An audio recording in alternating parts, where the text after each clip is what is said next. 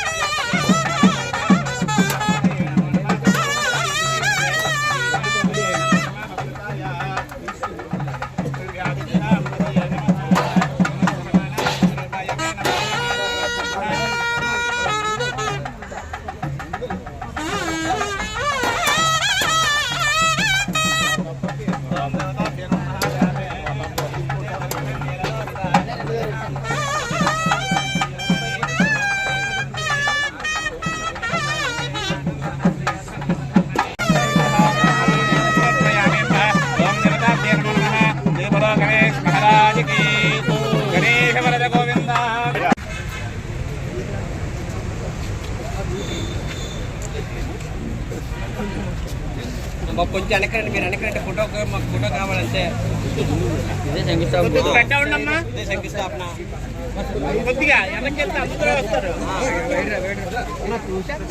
విజయలక్ష్మి గారు చూడండి ఇలాగా విజయలక్ష్మి గారు చూడండి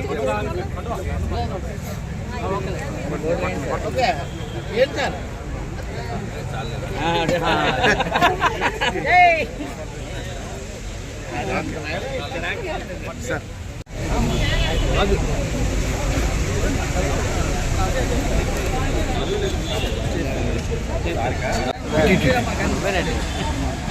అందరికీ నమస్కారం అండి.